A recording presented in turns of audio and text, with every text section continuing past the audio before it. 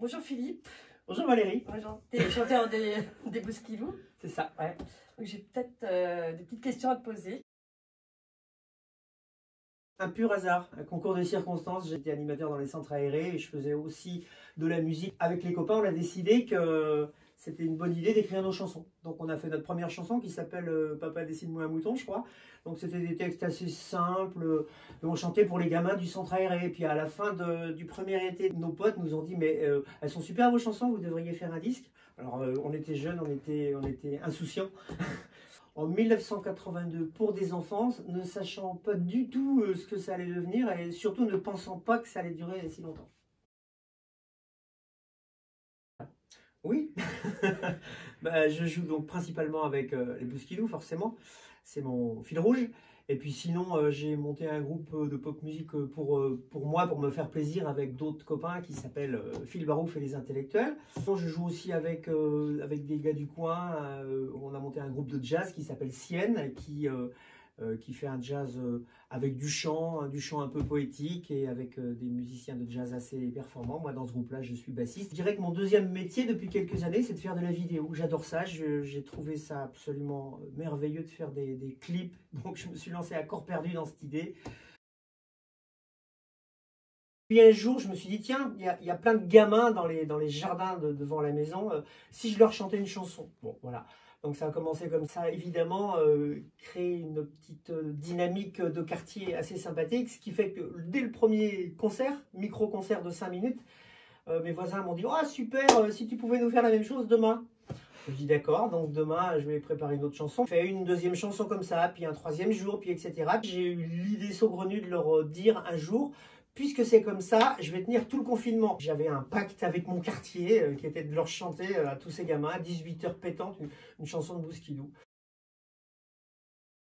J'ai une maison qui est assez haute, donc je me suis mis au deuxième étage à la fenêtre de ma chambre, vu que les jardins étaient juste en dessous, quoi, donc c'était assez pratique.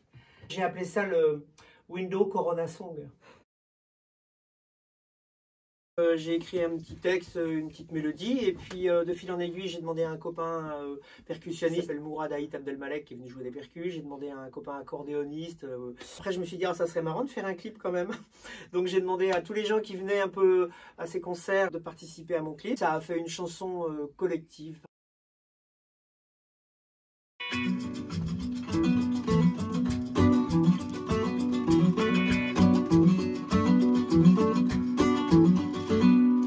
On avait tout pour nous, une planète bleue et du soleil. On avait qu'à se pencher pour trouver le miel essentiel. Et puis on a gâché tout ça. On avait la belle vie, on était forts et insouciants. On avait de l'air pur, de l'eau, des arbres, des océans. Et puis on a gâché tout ça. Refrain avec toi. Mais qu'est-ce que t'en as fait? Mais qu'est-ce que j'en ai fait?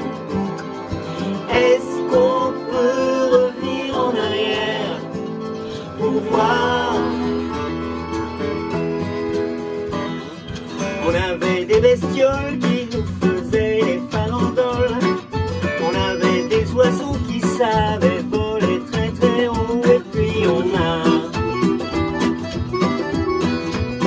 gâché tout ça. On avait des glaciers qui prenaient le temps d'avancer. On avait des forêts qui prenaient le temps de pousser. Et puis on a gâché tout ça.